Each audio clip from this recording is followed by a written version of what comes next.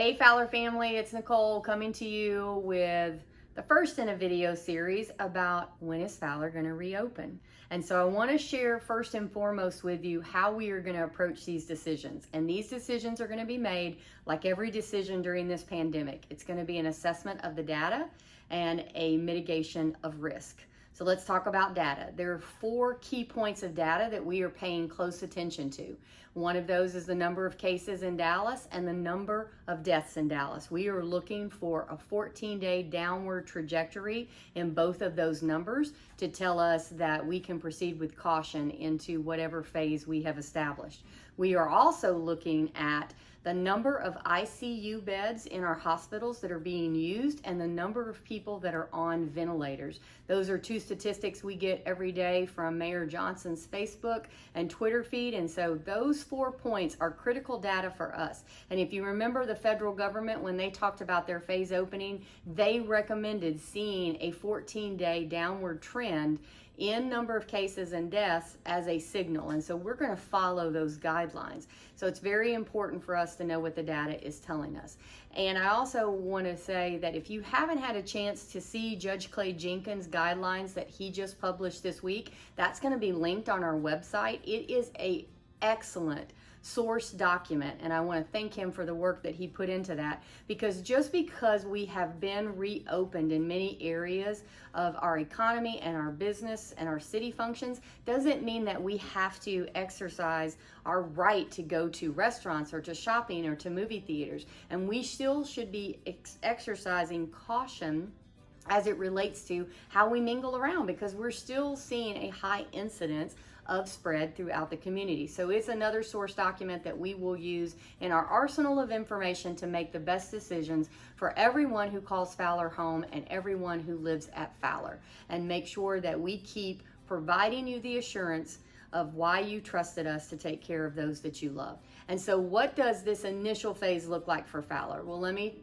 now switch to the other factor that we pay close attention to, and that is our psychosocial wellness and well-being of our residents. So we know that being in isolation and being restricted can be depressing. It can be sad, and they've been cut off from a lot of their daily activities. And so we do our best to keep their spirits up through our creative ways that our team brings joy and fun to their everyday, but we know that it has still been weighing on them. And so one of the things that is part of just the 2-step process that we've taken in this first phase is, if they have been here at Fowler isolating for fundamentally this 9 weeks with their neighbors, fundamentally their family and their friends, they can now mingle and visit one another. So if they want to go into each other's apartments and have a dinner, or just have a beverage of choice and talk about the news or talk about what's going on with Fowler, then they are welcome to do so. But we would definitely limit that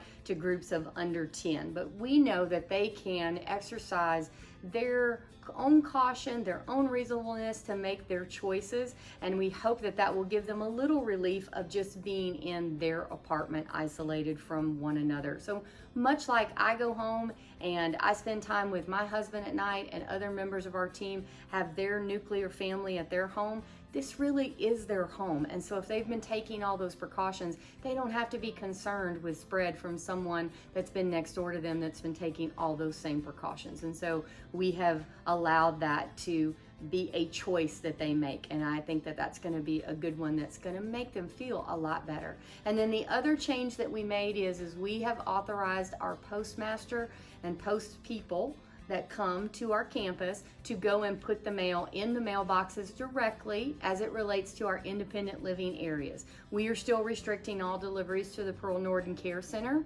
and those are our licensed areas for assisted living, memory care, and skilled nursing, and they will stay restricted what I expect will be a very long time, and we're going to do that in step with regulations. So when I say the postman can go in, he's just going into the independent living environments, but it is that one little resemblance of normal activity before the pandemic, and even though it sounds small, it's still kind of nice to have that mail delivered to your mailbox, and you get to go to your mailbox and get your mail rather than someone on the team bringing it to you.